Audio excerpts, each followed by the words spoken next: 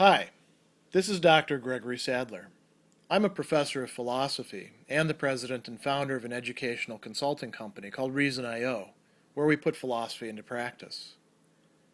I've studied and taught philosophy for over 20 years, and I find that many people run into difficulties reading classic philosophical texts. Sometimes it's the way things are said or how the text is structured. But the concepts themselves are not always that complicated, and that's where I come in. To help students and lifelong learners, I've been producing longer lecture videos and posting them to YouTube. Many viewers say they find them useful. What you're currently watching is part of a new series of shorter videos, each of them focused on one core concept from an important philosophical text. I hope you find it useful as well. So, when we talk about connections between duties, right? Duties could coincide with each other. You could have one action that you feel that you ought to do in a particular situation, and it might be motivated by multiple duties. So he has an example here of Socrates in the Credo, which if you haven't read is worth reading.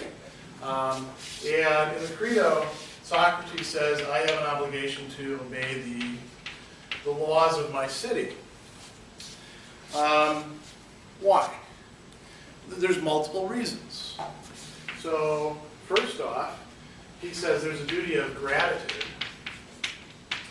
I've been able to live in this political community for a long time. I've done well in it. It's taken care of me. It's made, a civilized life possible for me. So therefore, out of gratitude, I ought to do the only thing I can really do, other than like trying to erect statues or something like that. Socrates didn't have a lot of money. I can obey the laws. I can actually do what I'm supposed to do as a citizen. Also, there is a prima facie duty of fidelity. This is the argument that he makes. He says, by choosing to stay in Athens when I could have gone to other places, I made an implicit promise that I would obey the laws. By staying there and accepting the protection and the hospitality of the laws, I've put myself under an obligation to actually obey them.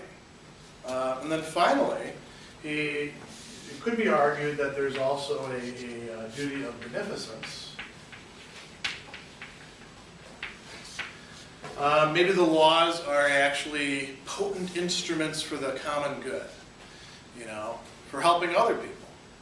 There might be a duty of malfeasance there too, right? If I break the laws, maybe I'm screwing somebody else over, I'm damaging their property, their person, their opportunities, right? So there could be other duties there as well. Maybe reparation, if I've already broken the laws, now I have an even stronger obligation once I've, paid my penalty to actually follow the laws. Maybe that's the case. He's got another example of being in an economic or social system that's been historically unjust in which we've participated in. Maybe there is a duty of justice, which is to distribute things equally. So, are there still people in our society who are kind of screwed over because of who they are? Let's think, for example, about education, right? K through 12 education. Are all high schools and middle schools and elementary schools equal? Why not? I'm not asking about the root causes at this point. Just how are they not equal at this point? How are they not equal to each other? Yeah. Quality of teachers? That's a big one. I mean, some teachers, you go in there and you're like, man, these people should not be teaching, or they get burned out. My Aunt Mary was a Chicago public school teacher for 35 years, and still teaches, part-time. Some of the stuff that goes on in the CPS, just amazing. Would not fly anywhere else.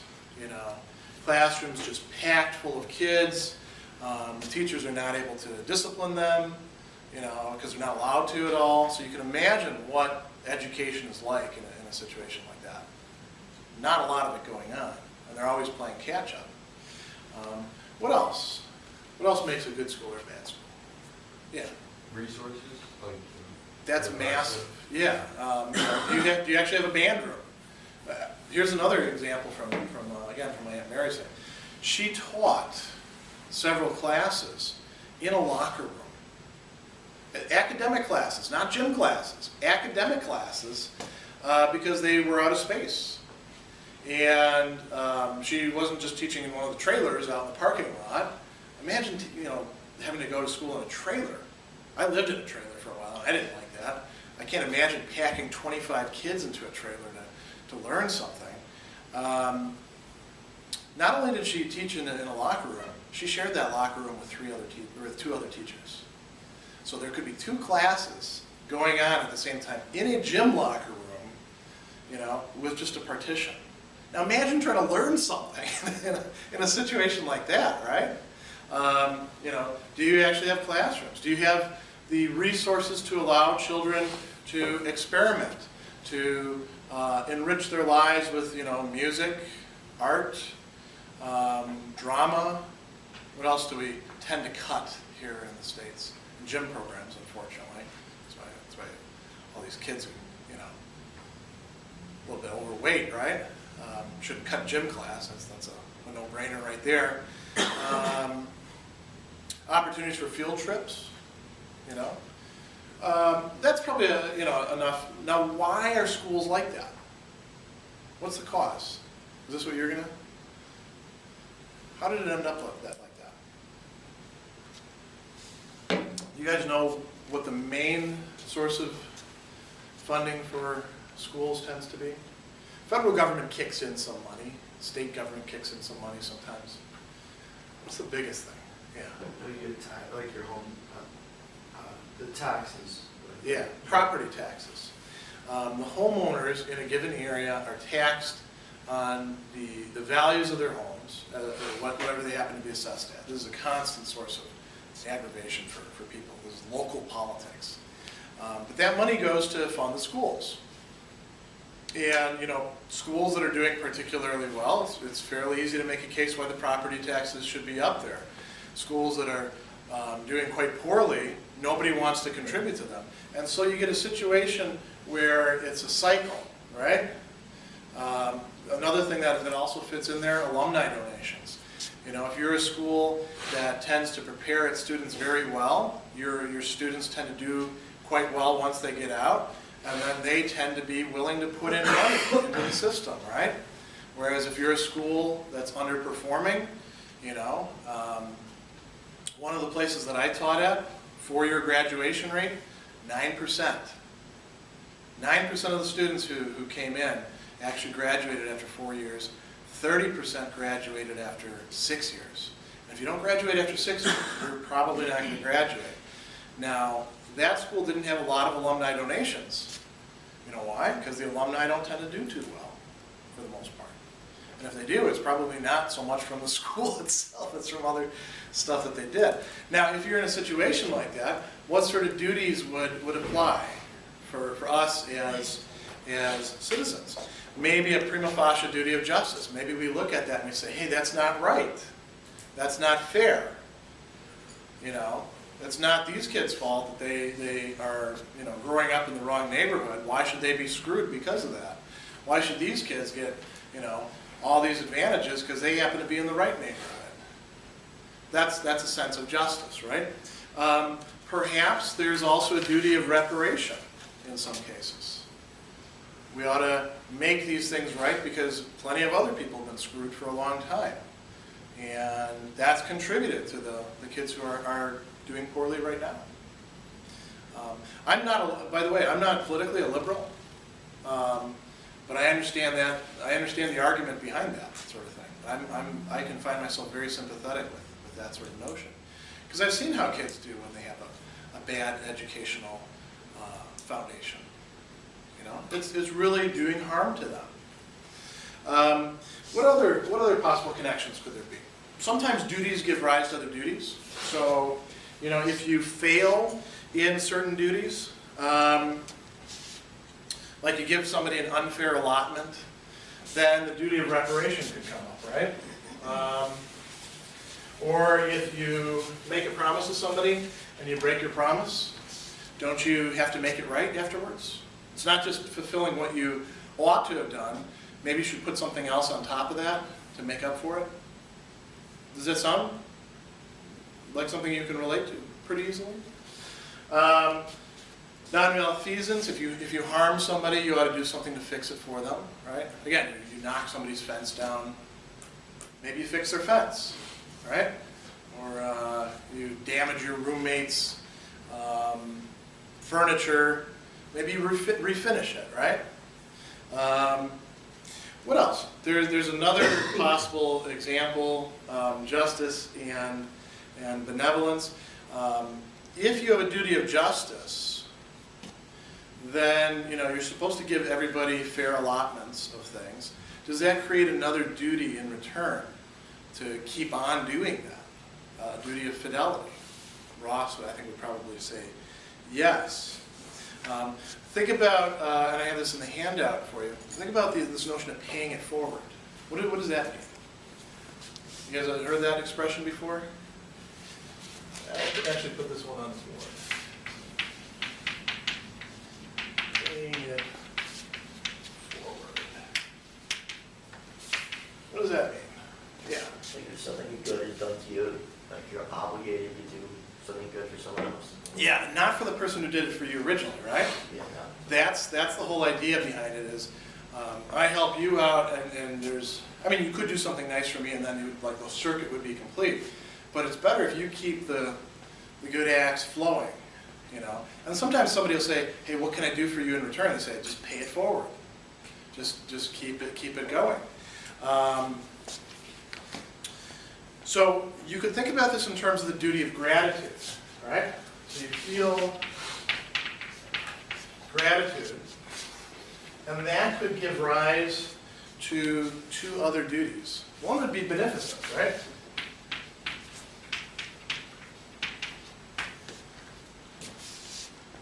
I don't know. I find that you're struggling in a particular class, so I give you a book that I found useful for myself when I was a student struggling with that same class. And what do you do with that book? You're going to give the book back to me and say, nah, keep the book, pay it forward, right? What do? You give that book to somebody else that you see struggling with the same thing. You're doing an act of beneficence. A duty of gratitude gives rise to a duty of beneficence in that case. Do you see how these come together? Another way in which this could take place, though, could also create duties of self-improvement.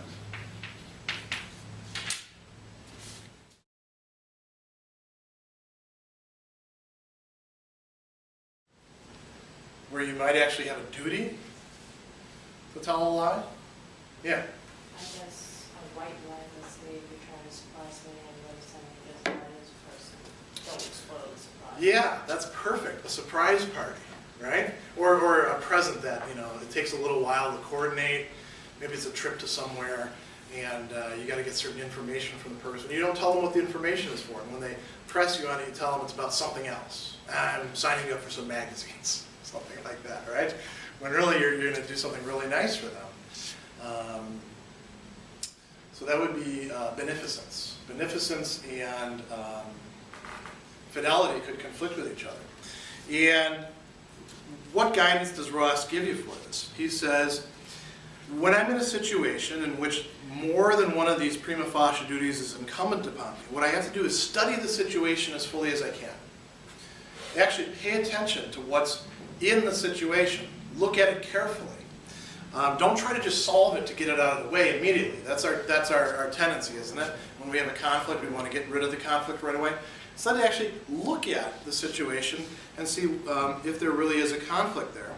And then he says, until I form the considered opinion, and we can never have more than that, we could be wrong about this stuff, that in the circumstances, one of these duties is more incumbent than any other.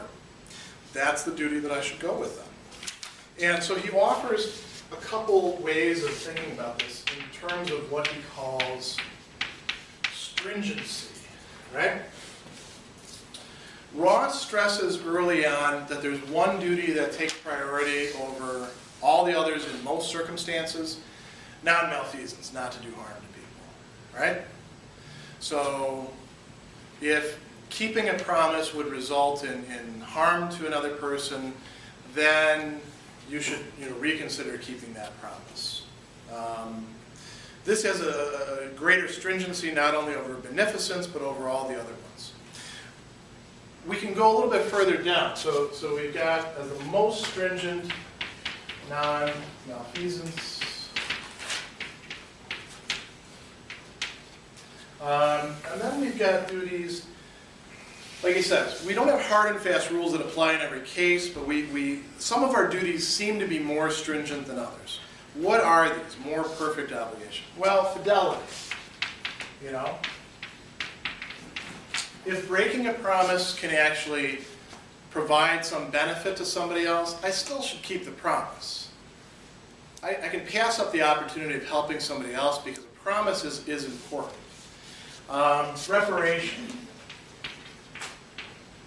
If I have to choose, let's say, here would be a great example. I do something that really ticked my wife off. And I'm thinking, I could go buy her flowers, but I could also go down to the bar and buy a round of drinks.